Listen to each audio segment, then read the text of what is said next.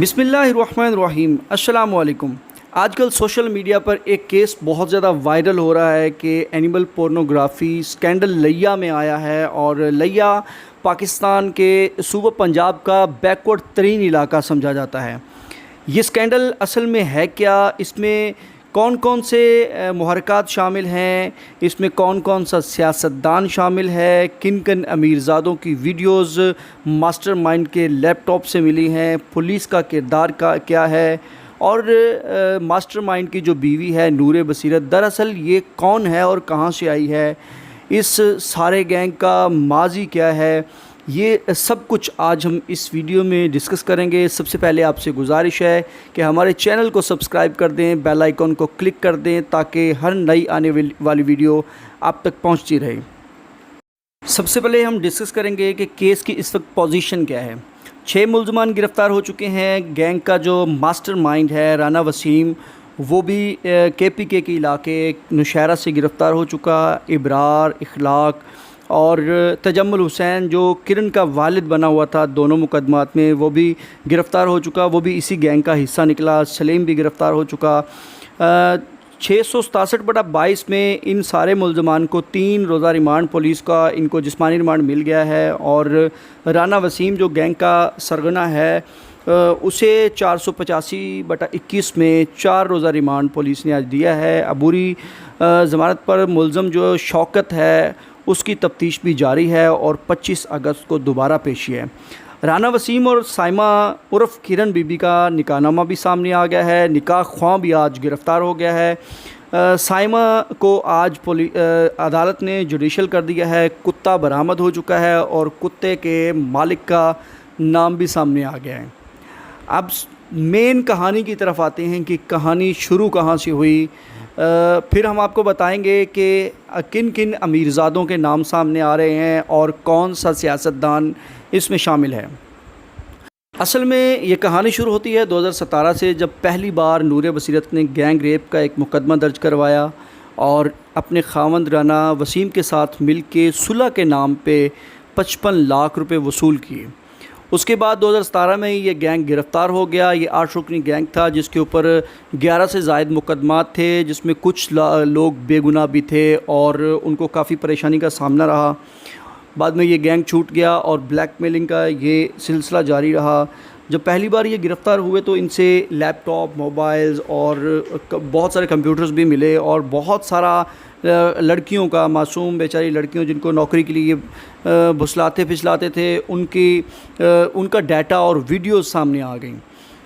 इस बार 2021 में जब ये इश्तिहारी हुआ राना वसीम, तो सिचुएशन मुकदमे की ये बनी कि एक लड़की को नौकरी के नाम पे फंसाया गया और उसको वरगला के राना वसीम कुछ अरसा उसके साथ मोबाइल पे लड़कियों वाली आवाज़ निकाल के बातें करता रहा। उसके बाद लड़की को जब पता चला कि ये लड़की नहीं है, सामने बात करने वाला लड़का है, तो वो नाराज़ हो गई। उसने कांटेक्ट ख़त्म कर दिया।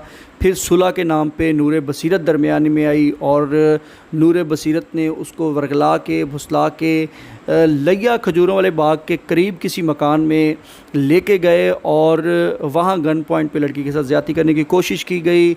उसकी वीडियो बनी और उसको वहाँ यरगमाल बनाया गया। FIR के मुताबिक वहाँ से लड़की के भाई कुछ पैसों के इव्ज़ अपनी बहन को छुड़वा के लाए कि उनकी बहन अगवा हो गई थी। वो मुकदमा दर्ज हुआ, उन्होंने अच्छे से पैरवाई की और ये गिरफ़्तार हुई नूरे बसीरत और राना वसीम उसमें इश्तिहारी हो गया। नूरे बसीरत गिरफ़्तार हुई, उसे सेंट्रल जेल लिया भेज दिया गया और वो अब तक 11 माह हो गए हैं। वो इस वक्त वहीं जेल में मौजूद है। उसको छुड़ाने के लिए अब राना वसीम ने प्लान तैयार किया कि किस तरह अपनी मैं बेगम को छुड़वाऊँ। वो गया 298 TDA, ये फ़तेहपुर के करीब गांव है, वकील वाला अड्डा मशहूर है। वहाँ से वो इखलाक नामी बंदे से कुत्ता लेके आया मांग के, और ये जो लड़की है किरण उर्फ़ साइमा, ये भी उसी गांव की है। इखलाक भी इस वक्त गिरफ़्तार हो चुका है। कुत्ता भी पुलिस कस्टडी में है। राना वसीम उससे कुत्ता मांग के लाता है और ये लोग लिया में किसी मकान में रुकते हैं, वहाँ जाते हैं। तजम्मुल हुसैन जो लड़की का वालिद बना है, उस मकान का किरायानामा भी तजम्मुल हुसैन के नाम पे है। ये लोग 10 से 12 दिन उस मकान में रहे। राना वसीम अपने ऊपर कुत्ते को ट्रेनिंग देता रहा और 11वें दिन उसने लड़की के साथ कभी वीडियोस बनाई जिसमें एनिमल पोर्नोग्राफी नहीं हुई। अब आते हैं इन दोनों मुकदमात की तरफ। जो 28 जुलाई को मुकदमा दर्ज हुआ, उसमें लड़की के वालिद ने, जो मुद्दई ने, पुलिस को बताया कि उसकी कौम अराई है और वो चक नंबर 319 में रहता है, TDA में। तो जो 11 अगस्त को मुकदमा दर्ज हुआ उसमें बताया गया कि उसकी कौम जट है और वो भी 319 का ही पता लिखवाया गया। 28 जुलाई के मुकदमे में लड़की का वालिद कहता है कि सुबह 6 बजे लड़की अपने रिश्तेदारों के घर से 319 चक से 404 चक में पैसे लेने के लिए गई और रास्ते में अगवा हो गई। सबसे पहला सवाल तो इसके ऊपर ये बनता है कि लड़की 18 मील का फासला इन दोनों चकूक के दरमियान, लड़की अकेली घर से रिश्तेदारों के साथ पैसे लेने जाती है पास, और किस चीज़ पे जाती है और अकेली क्यों जाती है? सुबह 6 बजे का टाइम है।